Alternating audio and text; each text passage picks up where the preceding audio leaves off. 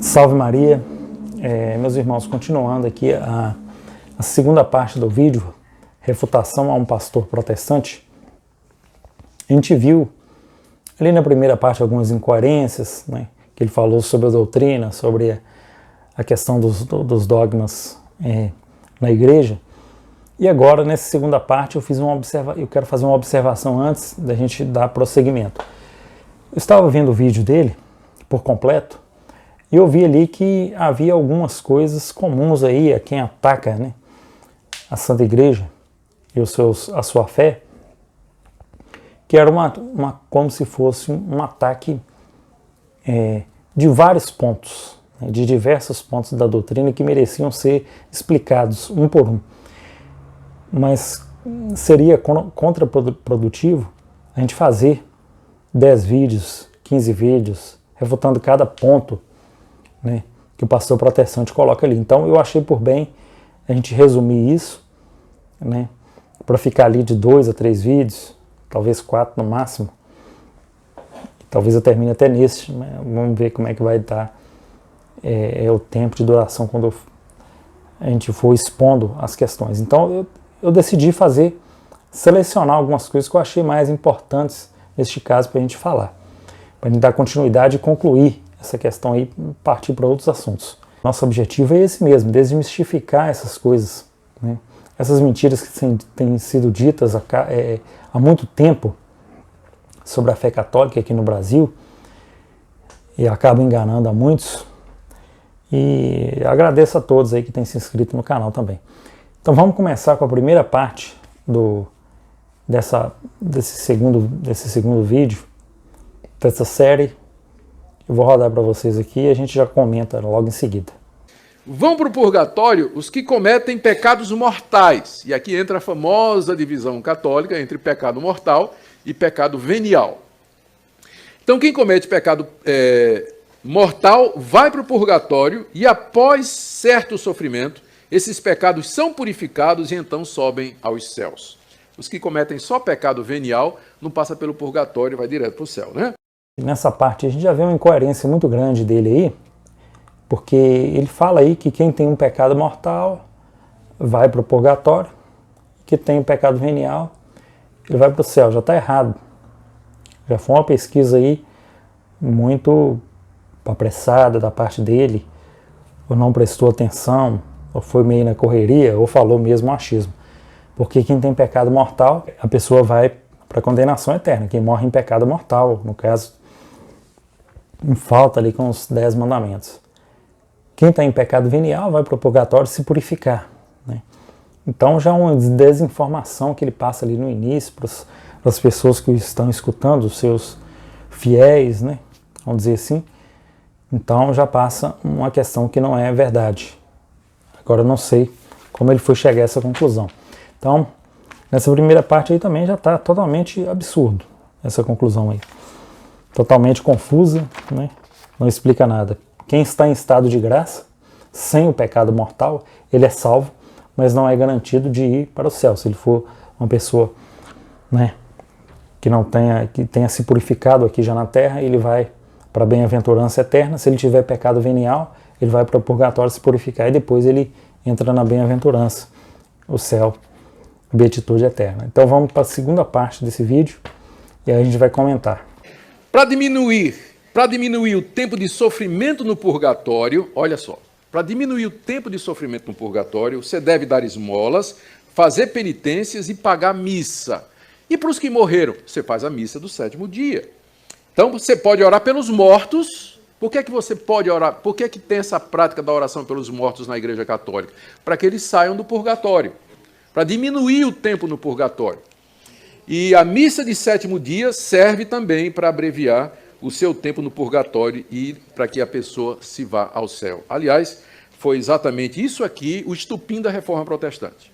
O Papa estava precisando de dinheiro para construir a Catedral de São Pedro e então ele começou a vender indulgências. Indulgências era o perdão do Papa para diminuir o tempo de sofrimento do purgatório das pessoas.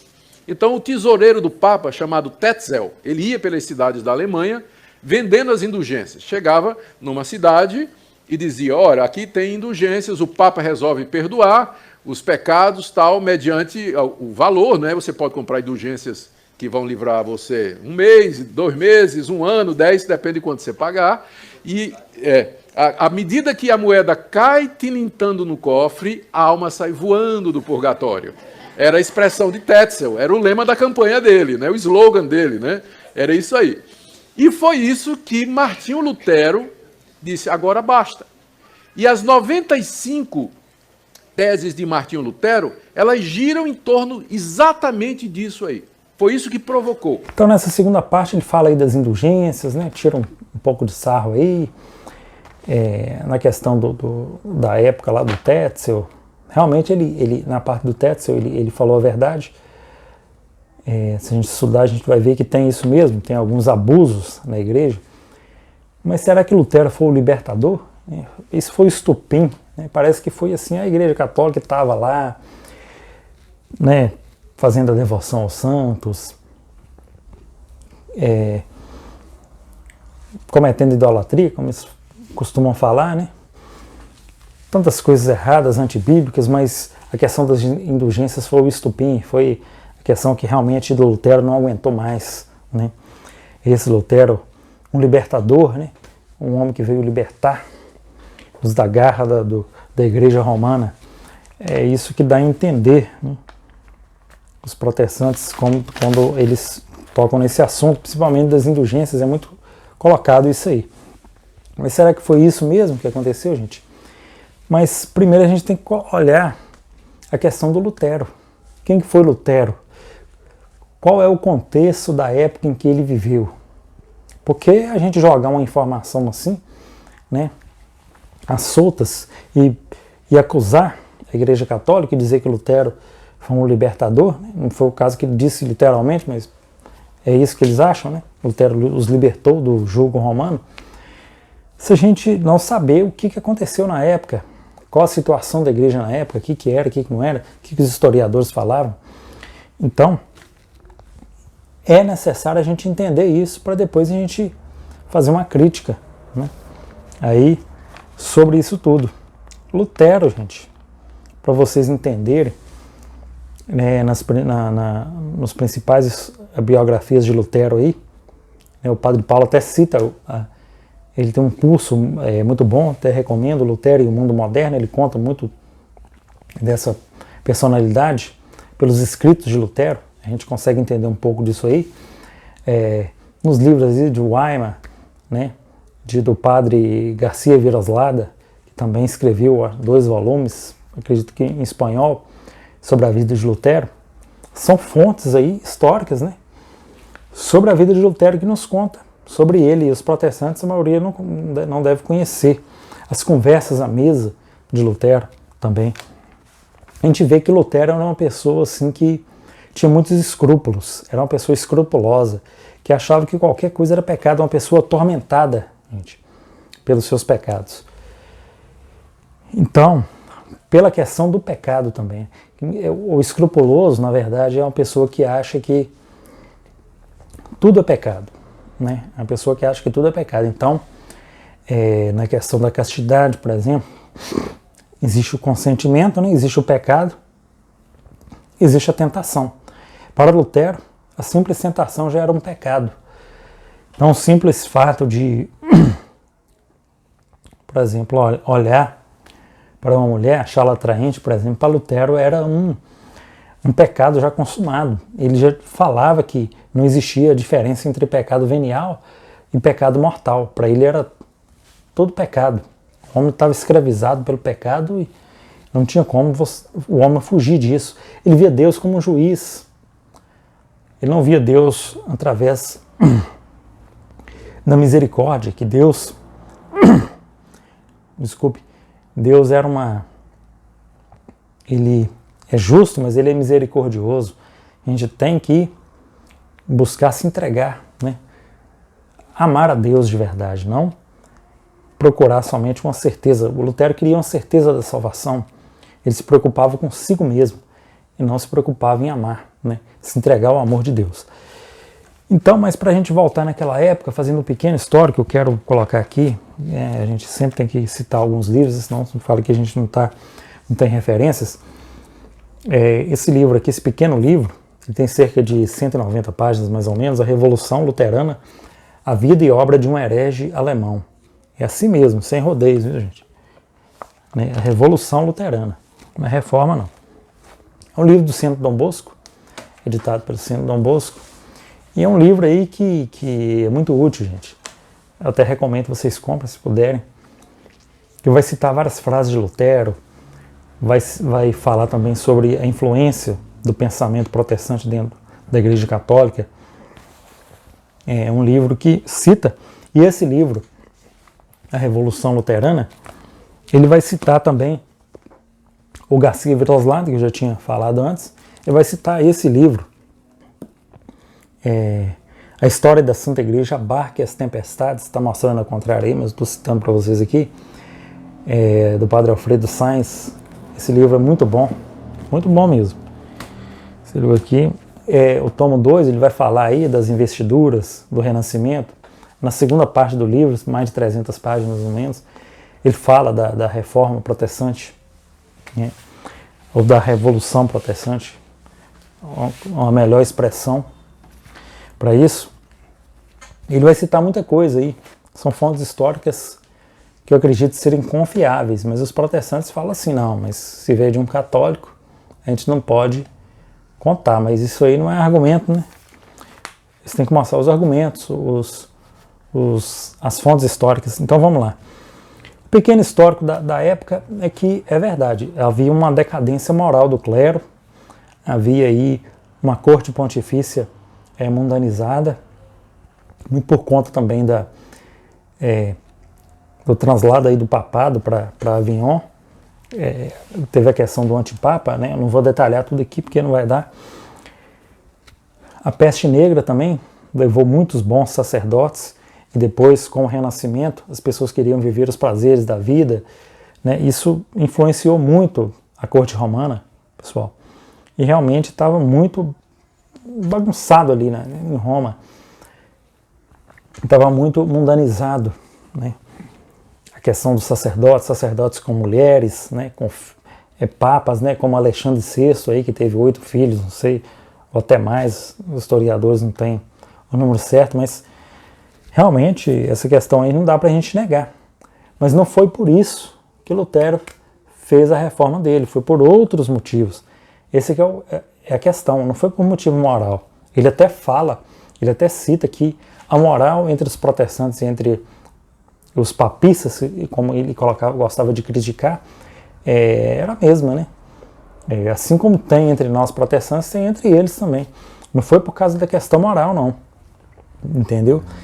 E lá, junto com tudo isso, principalmente no local que Lutero se formou, já tinham se abandonado, por exemplo, a filosofia de Santo Tomás de Aquino, que é, né, o doutor Angélico aí, que é uma filosofia, junto com Santo Agostinho, né, um dos maiores doutores da igreja aí, é a filosofia tradicional da igreja, né? E eles abandonaram essa filosofia para se apegar, né, no local ali que Lutero estudou, a filosofia nominalista, que era uma filosofia que deu origem hoje ao mundo subjetivista que a gente tem hoje, e várias coisas aconteceram até a gente chegar na modernidade, né? Para vocês terem uma ideia do nominalismo, alguns de vocês já devem ter uma ideia, mas é que o nominalismo, por exemplo, falava que se Deus, por exemplo, a gente tem um mandamento, por exemplo, não roubar. Então, não roubar só é pecado porque Deus assim determinou. Se Deus determinasse de outra forma, roubar não seria pecado. Então, as coisas não têm substância, não têm um ser, né? Então, nesse caso aí, roubar vai ser sempre pecado, né? Deus não pode mudar isso porque está no ser de Deus, tem a substância das coisas. Então, esse nominalismo deu, depois, ao longo do tempo, ele gerou um mundo moderno que é subjetivista, né? E tem uma grande diferença de Lutero para os outros hereges, né? Os outros heresiarcas, né? Como eu dizia. Então a gente vai citar um trecho do livro aqui, A Revolução Luterana, que diz assim na página 37, abre aspas, o que distingue o pai do protestantismo dos outros heresiarcas é que esses últimos partiam antes de um erro dogmático, de um aspecto doutrinal falso. No caso de Lutero, as coisas se dão de outro modo. O que importa é a sua vida e a sua história. A doutrina se deduz a partir disso. O luteranismo não é um sistema elaborado por Lutero. É o desdobramento da individualidade de Lutero. Então a gente vê, como eu falei para vocês, o escrúpulo de Lutero, os tormentos de Lutero, o medo do inferno que Lutero tinha, o medo de Deus, né? Ele fala até que tinha medo só de citar o nome de Jesus Cristo. Lutero não conhecia, gente, a doutrina católica a fundo. Então Lutero tinha esse medo, ele queria resolver isso, porque ele era uma pessoa atormentada por dentro. Ele tinha um problema sério aí, né? E para resolver esse problema ele teve que fazer essa revolta toda, né, na igreja. E tem outra frase dele que está nesses escritos aí também, vocês vão, né, se vocês lerem vocês vão ver, que é a seguinte, abre aspas, eu não condeno a imoralidade e os abusos, mas a substância e a doutrina do papado, o catolicismo. Eu nunca deixei de atacar as duas colunas do papado, os votos monásticos e o sacrifício da missa. Né? Os votos monásticos porque pobreza, obediência, castidade. Lutero tinha um grande problema com a castidade também. Eu acredito, pelo que a gente lê, Lutero tinha um grande problema com isso. Os votos de pobreza, de obediência, né? Tudo aquela, Lutero achava que aquilo era uma obra, que aquilo ali, ele não conseguia realmente resolver esse problema. Tanto que ele confessava com um padre aqui, achava que a confissão dele não tinha valor, não tinha. Agora eu tenho que confessar com o bispo, porque o bispo, assim, aí eu vou sentir uma paz na minha alma. Algumas pessoas podem falar, aí, o Lutero, como católico, não sentia paz na alma, não sentia, não conseguia resolver por causa do catolicismo. Não, mas não era por causa do catolicismo, tanto porque tanto de santos que teve, né, antes de Lutero e depois de Lutero também, né, a gente vê depois de Lutero Santa Teresa d'Ávila, São Francisco de Sales, Santo Inácio de Loyola, São Carlos Borromeu, né, esses grandes heróis aí também da Contra-Reforma. Então não era isso, gente. Era porque Lutero tinha um problema realmente na individualidade dele, né? E como aconteceu isso, né? Dele se tornar sacerdote. Por que ele se tornou sacerdote? Ele, numa situação de perigo, no meio de uma tempestade, onde caíam raios ali muito fortes, e caíam raios perto dele, quase o atingindo, ele, na verdade, ficou com medo, né, e fez uma promessa, fez um voto a Santa Ana, mãe de Nossa Senhora. E aí ele falou, se a senhora me livrar, eu vou me tornar um sacerdote, eu vou entrar para a ordem religiosa. E ele fez esse voto, realmente ele escapou, né? E parece que esse discernimento vocacional não foi muito maduro, porque sob pressão, a gente sabe que os votos não valem se forem feitos sob pressão. Ele poderia ter anulado esse voto tranquilamente, sem problema nenhum, mas era uma pessoa escrupulosa, a gente nem pensa que ele iria anular esse voto que ele fez. Ele via muito Deus como um juiz, como um carrasco, do que como um pai misericordioso. E ele mesmo dizia, gente, que ele queria alcançar a santidade pelas próprias obras. A Igreja Católica nunca falou isso, que a pessoa alcança a santidade com as obras, não. A gente alcança a santidade com a graça de Deus. Deus nos salva pelo sacrifício da cruz. A gente tem uma certa colaboração, mas com a ajuda da graça. Sem a graça ninguém consegue fazer nada. Então esse é o histórico aí do Lutero, que eu queria passar para vocês. Qual a conclusão que a gente chega nesse vídeo aqui, nessa etapa? Não vamos concluir que uma pessoa ele era padre, mas ele é padre que entendia realmente a doutrina católica, Santo Tomás de Aquino, as doutrinas dos grandes santos da igreja. Não, ele se formou em outra filosofia, que é a filosofia de Guilherme de Ockham, nominalista, subjetivista. Então, pessoal, nós já chegamos aqui a quase 20 minutos e no próximo vídeo eu vou tratar aí da questão das indulgências, né? Quando Lutero, o pastor protestante, diz aí que as indulgências foram o motivo aí do Lutero ter se revoltado. Continuar aí no próximo vídeo,